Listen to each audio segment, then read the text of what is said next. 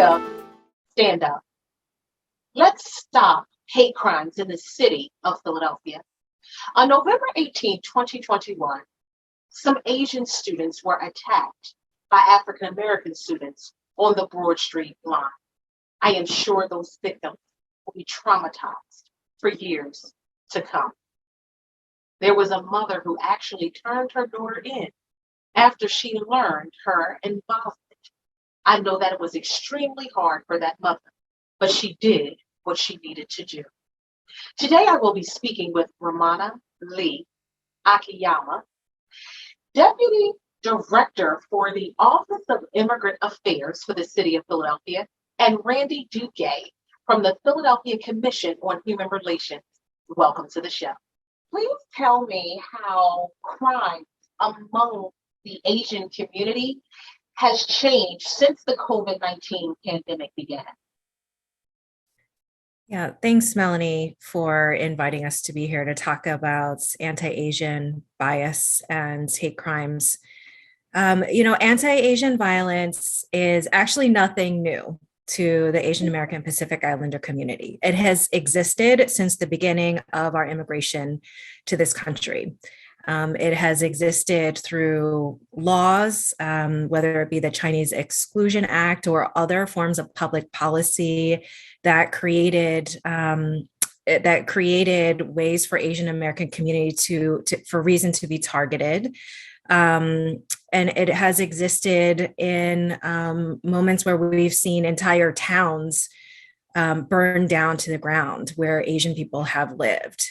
And it has existed in mass lynchings that took place in the late 1800s. Not many people know that one of the largest mass lynchings in this country took place in Los Angeles, California in 1871, where 18 people of Chinese descent were hung in a massive attack of violence. And so we know that what we're experiencing right now, it doesn't come as a surprise to our community. And in fact, it has brought up triggers of the past of feeling a sense of fear, lack of belonging in this country, even though people of Asian ancestry have existed in the United States for centuries. So going into the present, I'll fast forward, zoom into the present. When news of COVID-19 started to spread around the globe, the first place that we as Asians in America really saw the impact of the fear of racism was in our business community. So for example, here in Philadelphia's Chinatown, business owners started to see that patrons started to come to the neighborhood, we're not coming to the businesses to eat because they were afraid they were going to contract COVID-19. And then looking at the very, very tippy top of our government structure under the previous presidential administration, referring to COVID-19 as the Wuhan virus or the China virus, really just opened up the floodgates of hate and prejudice and racism that I believe existed previously, but it really just gave permission for people who already had these feelings to just unleash it. And so we've seen a dramatic rise in hate and violence that started very much so in March of 2020, when whole communities were told to stay home. And really that's when our community started to track the data more closely. And Randy can talk about that specifically. So I'll pause and let Randy chime in. So what percentage of the hate crimes in the city of Philadelphia before the pandemic compared to now? So Randy, if we could look at 2018, 2019, 2020 compared to 2021. Well, it basically from 2018 to now, I don't recall. Like basically, just in general, just give you a number in terms of reporting. Like in Philadelphia, just to back up, like the Commission on Human Relations, we track the hate crimes that are reported to the city, to law enforcement. And in 2018, for example, there were 83 reports of hate or bias. 2019 peaked during the presidential election to about 110. So, that was when, like, a lot of things were going on. When the pandemic hit, it went back to basically the average of 85 reports, probably but which is still high, considering that, we're mostly in lockdown at that point, and we're still getting reports of people getting either hate or bias acts against them. And then so far, up until September, actually, we've had about 60 reports. So we're on track of getting to that average of around 80 some reports.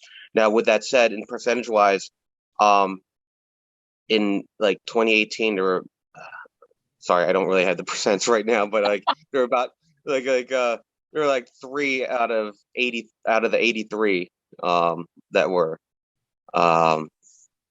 what do you call it? That were Asian hate. And with respect to what do you call it? I'm trying to look up the numbers, but it's, oh yeah. So but in 2019 there were 8 out of that 110, which is about 7%. 2020 we had 33%, or 28 out of those 85 that were reported. And thus far we've had about I'd say I don't have all the calculations. Yes. I remember them, so I'll chime in. So we know that between 2019 and 2020, there was a 350% increase of hate incidents targeting Asian American Pacific Islanders. So it was a huge jump between 2019 and 2020. So those are the numbers that Randy was talking about. And then we know that the first half of this year, 44% of the hate incidents that were reported were targeting Asian American and Pacific Islanders. It's 44%. Okay. So what parts of Philadelphia actually see the most hate crimes against Asians? We get the most reports from the Center City area and Northeast. And Okay. if you can correlate that, we do have, Chinatowns in Center City. Center City also, you have a lot of traffic coming through, foot traffic, etc. But then in the Northeast, we have an ever-growing Asian population, particularly with the Chinese population growing in Oxford Circle, Mayfair area, and that's generally where we get a lot of the reports. And then others come from like South Philly, and a few from Northwest, but the majority is Center City and Northeast. Okay. Now, are the offenders caught, most apprehended most of the time? And is there a pattern with the offenders? No, a lot of times the hate incidences are very quick. It's like someone yells something from the car, or essentially like they don't. It's too quick for to get more description on the offender. But usually when it's a hate or when it's criminal, that's when you have more information, a lot of times more information to catch someone, like something like robberies and such. So for example, in South Philly, when we've had issues that were related to Asian hate, or at least Asian victimization, those were more criminal acts that the offenders in those cases were apprehended, because there seemed to be a pattern of just attacking Asians. Whereas a lot of times the reports that we get in Center City are like one incident, a singular quick incident, and then unless someone's in the hospital or something like that, the offender isn't caught. In the Northeast, it's sort of similar, not robberies, but like ongoing assault by the same offender. And usually in those cases, they're juveniles. Okay. Yeah. Now, with all the types of hate crimes that take place in the city of Philadelphia, so we'll look at the highest to the lowest. Let's talk about race, religion, sexual orientation, gender identity, disability, or just gender, period. Which one is the highest to the lowest? On average, the highest would be race, ethnicity, and national origin. That makes up about 75% of the reports that we get every year. The next highest would tend to be some type of religious hate, whether it's anti-Semitism or Islamophobia, at about 13%. And then from there, LGBT-related issues or complaints at 7%. Do you find that a lot of the Asians who are targeted, who experience a hate crime, are reluctant to go to law enforcement? Actually, that's something that Romana and I had been working a lot since the beginning of the pandemic to address, because that is an issue. First of all, the Asian community. I like to say Asian communities because there's so many different types of groups, from South Asians like Indians and such, all the way up to East Indians, East Asians such as Koreans and Japanese and everything else between, Southeast Asians, etc. And with that, there's a variety of different reasons why particularly Asian communities choose not to. Or the most common ones are especially like ones who are from refugee. Or came here as refugees, have a distrust in government for reasons of that type of exposure when they escape their country. For the younger generation, a lot of it is in solidarity and in relation to, police brutality that they've seen in the U.S. So there's a distrust there. Many Asians also sort of tend to go with, I just want to move on. Like it's not that serious or it's shameful. So it's sort of not a pride thing, but it's more of a sort of a cultural norm to sort of like lay low and move on. So it's not worth reporting. And then common things that some people will also go through their head too. Things like are like, it's not going to change anything. Like those type of thoughts come in hand. But like for prominently, like a lot of the Asian cultures tend to go with the other ones. Reasons that I'd stated earlier. And so with that, like I said, we worked a lot to try to, the other one is language issues. People feel that like, oh, I can't report in my own language, or so there's misinformation or not misinformation, but just people are ignorant to like how people can report in Philly. Like I don't know how they won't understand my language. And those sort of complicate things. So with that, we spent both last year and a half working on messaging on the different Asian communities. On one, importance of reporting. Two, how to report, and three, where they can report to. I just want to chime in around the language access piece because it is a structural barrier that does exist. And we have been doing a lot. So our office, the Office of Immigrant Affairs, is responsible for managing the language access program for the entire city. And so many people do not know that it's within the city government home rule charter that residents of Philadelphia have the right to request services in their preferred language. And that means that all city agencies, including the police department, are required to have a language access plan that makes services accessible to all in Philadelphia. And so this also means working hand in hand, our office working hand in hand with the police department to ensure that there's proper training and that there is a plan in place for the police department to ensure that their officers, all the way from those who are answering 911 calls to those who are on the street to those who are doing an investigation, follow the proper protocol to ensure that there is interpretation available. And sometimes these things do not work out as smoothly as they should. And so that's again part of the structural barriers that do exist. So oftentimes, it's not just about people being able to ask for language interpretation. It's also on the other end is how do our systems actually make sure that happens. So just wanted to add that in. That's very important. And I didn't even know that information. So I'm sure there are a lot of agencies that don't know that information, how can we access it? Language access services, you mean? Through your, yes, through your office. Yeah. So our program that we operate under Office of Immigrant Affairs is for city agencies and all city departments. So we maintain contracts with interpretation and translation providers for the city.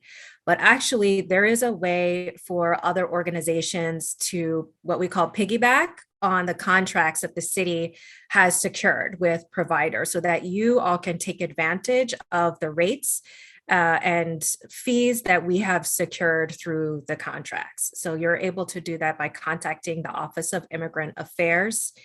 You can email us at oia@phila.gov to talk further about being able to piggyback on these contracts and so that you can benefit from what we have secured. We can't cover the costs, but we can offer you the rates that we've secured.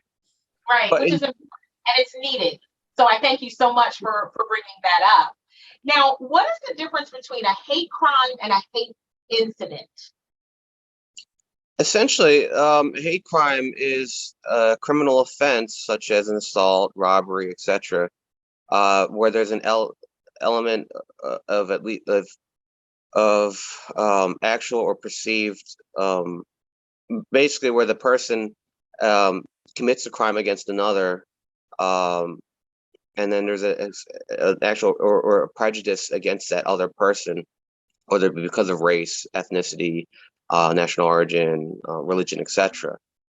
In Pennsylvania, that hate crime charge is called ethnic intimidation, and that's applicable to not just ethnicity and race, but to religious status, LGBT, etc. And that's what would be an enhancement to the charge. So if a person commits an assault against another, and they utter like a racial slur, that could bring on that enhancement. So if it was like a simple assault, that can be bumped up like 1 degree further. Whereas a hate incident, or also we call them bias incidents, are those non-criminal acts. Usually they're like First Amendment type of issues, like where someone is spewing hate speech, like on the corner, that's working on freedom of speech, or someone just says a racial slur to someone, calls a person a racial slur or something derogatory, but doesn't act on it. Like, those things are hate incidents.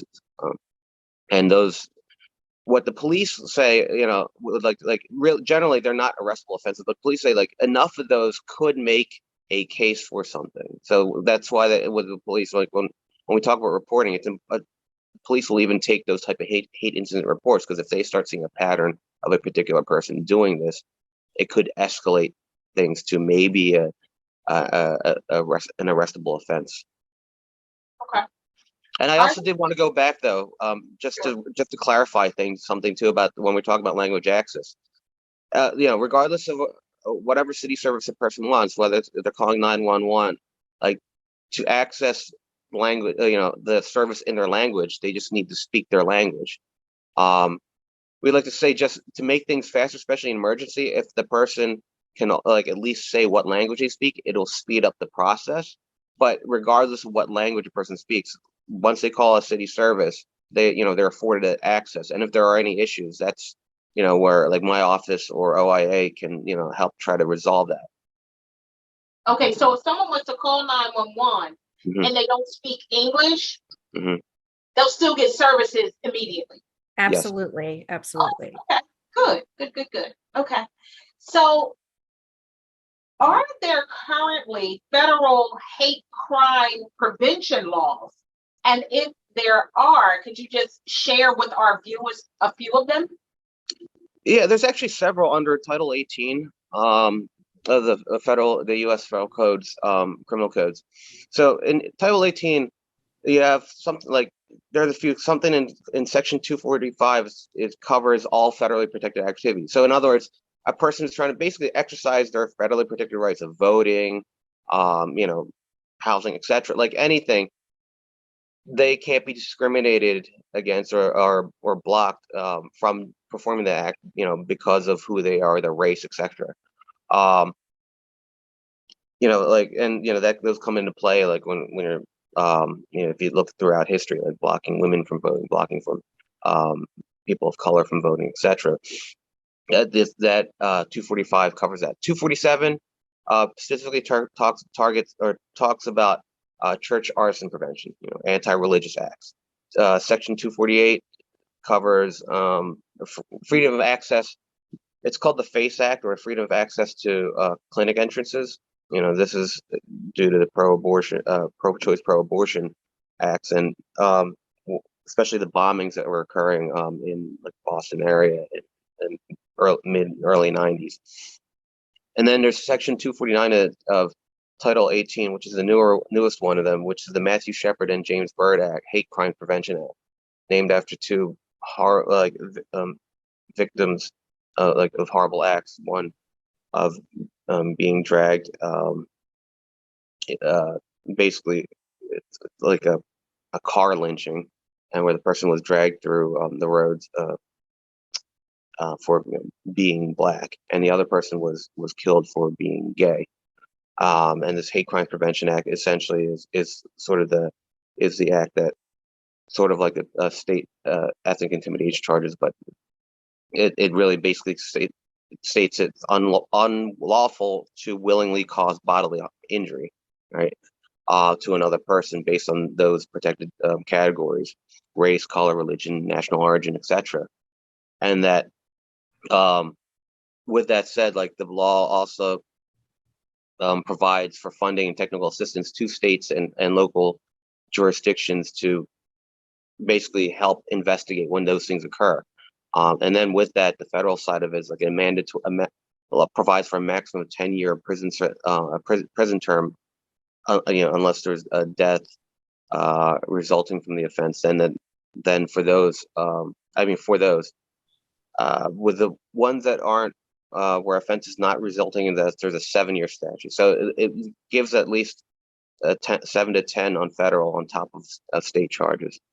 And then finally, in Title 42, we have something called in Section 3631, which is the criminal interference with right to fair housing. So that protects people from, when they're trying to obtain housing, whether it be renting or buying.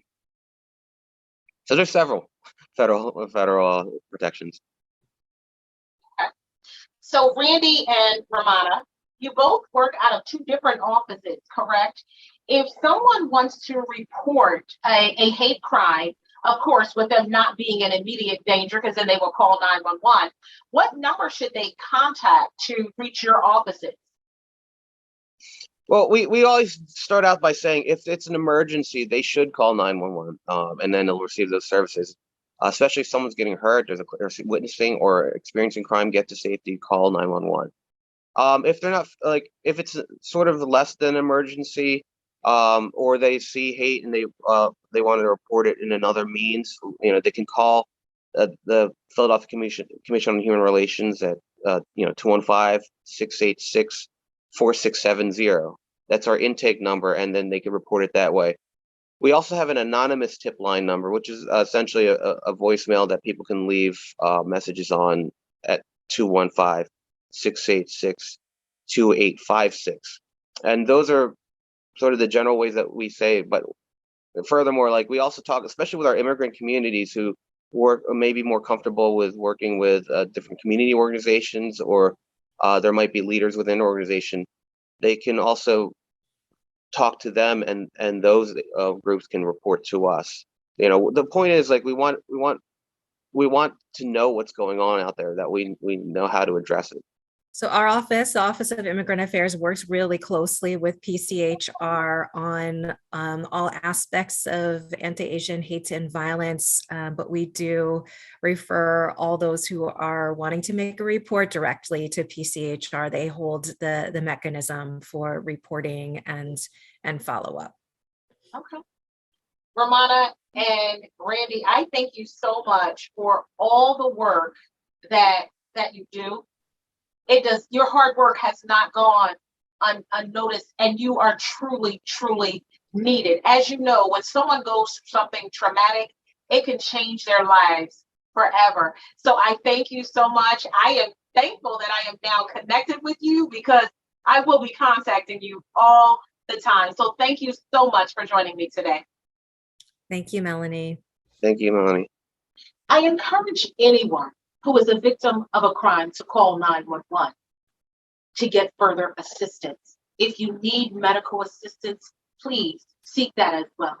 And if you need victim services assistance, please do not hesitate to contact me directly at 267-808-0350.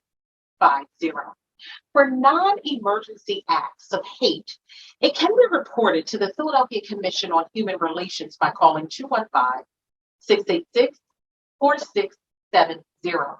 They also have an anonymous line, 215-686-2856. Hate or violence targeting any community will not be tolerated. Hate crimes must be identified, investigated, and offenders must be held accountable. Peace and blessings.